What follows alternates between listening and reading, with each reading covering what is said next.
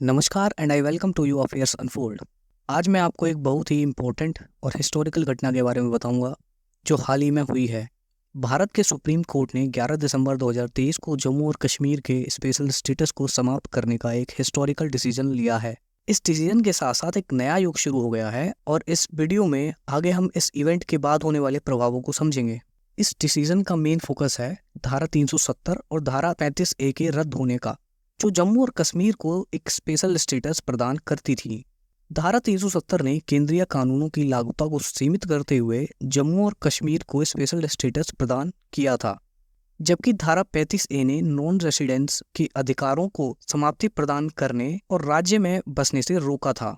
इन धाराओं को रद्द करने से इस क्षेत्र में बड़े परिवर्तन की संभावना है, जिससे कल्चरल आइडेंटिटी और डेमोग्राफिक स्ट्रक्चर में बदलाव हो सकता है। सबसे पहले हम जानते हैं कि आखिर ये धारा 370 और 35A क्या हैं और कैसे लागू हुई। 1947 में भारत की स्वतंत्रता से पहले जम्मू और कश्मीर को महाराजा हरि सिंह ने एक रियासती राज्य के रूप में शासित किया था। इसे अपना कॉन्स्टिट्यूशन, फ्लैग और करेंसी होने के कारण एक महत्वपूर्ण स्वतंत्रता प्राप्त थी। 1947 में भारत के डिवाइडेशन और पाकिस्तानी आक्रमण के बाद महाराजा हरि सिंह ने 26 अक्टूबर को एक्सेशन इंस्ट्रूमेंट पर हस्ताक्षर किए। यह एक्सेशन इंस्ट्रूमेंट वही है जिसके बाद कश्मीर इंडिया के साथ शामिल हो गया था।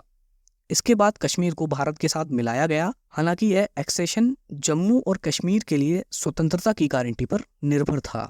1949 में भारत और पाकिस्तान ने दिल्ली समझौता किया ताकि कश्मीर विवाद का समाधान हो सके। इस समझौते ने जम्मू और कश्मीर की स्वतंत्रता को एक नई पहचान दी और कश्मीर के भविष्य की घोषणा के लिए एक यूएन निगरानी प्लेबिसाइट की आवश्यकता को जोर दिया गया। कश्मीर के फ्यूचर के लिए जवाहरलाल नेहरू ने यूनाइटेड नेशन की मदद मांगी कि इस मुद्दे को जल्दी से जल्द हल किया जा सके। भारतीय संविधान में धारा 370 को टेम्परेरी प्रोविजन के रूप में शामिल किया गया था ताकि जम्मू और कश्मीर को स्पेशल स्टेटस दिया जा सके। धारा 370 ने कश्मीर को कई तरह की स्पेशल फ्रीडम दी थी, जैसे कि limited applicability of centre law. इसका मतलब है कि केवल डिफेंस, फॉरेन अफेयर्स और कम्युनिकेशन जैसे लॉज को जम्मू और कश्मीर में लागू होना और बाकी जो भी लॉज इंडिया में लागू होते हैं उन लॉज के लिए इंडिया को कश्मीर से परमिशन लेने की जरूरत होगी। दूसरा है सेपरेट कॉन्स्टिट्यूशन।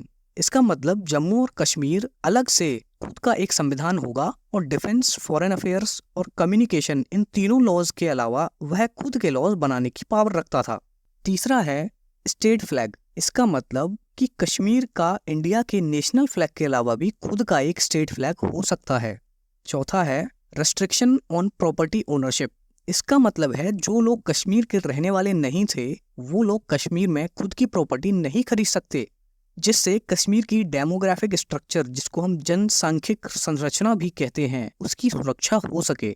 अब समझते हैं कि सेंट्रल गवर्नमेंट ने इस पर क्या कहा। प्रधानमंत्री नरेंद्र मोदी की लीडरशिप में केंद्रीय सरकार ने बताया कि इस डिसीजन का मुख्य उद्देश्य जम्मू और कश्मीर के विकास को बढ़ावा देना है और इसे भारत के साथ अधिक मिलान का हिस्सा बनाना है। उनका कहना है कि धारा 370 और 35A ने क्षेत्र की तरक्की में बाधक होने के साथ साथ इसने सेपरेटिज्म और आतंकवाद को बढ़ावा दिया था। सरकार ने इस डिसीजन के पीछे महिलाओं के मॉनेटरी राइट्स की कमी और जम्मू और लद्दाख जैसे रीजन्स में जिसमें ठीक से डेवलपमेंट नहीं हुआ उसकी चिंता जताई। अब समझते हैं कि सुप्रीम कोर्ट ने 11 दिसंबर को जजमेंट में क्या कहा।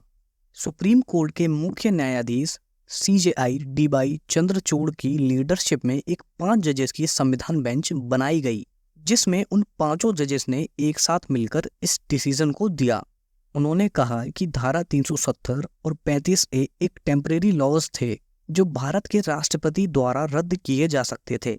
उनके द्वारा इस डिसीजन में ये भी कहा गया कि इस डिसीजन के लिए राज्य सरकार की सहमति की आवश्यकता नहीं थी। अब समझते हैं कि 5 जजेस की बेंच ने डिसीजन कैसे दिया, क्या मेन इंपॉर्टेंट पॉइंट्स थे उस डिसीजन को देने के लिए।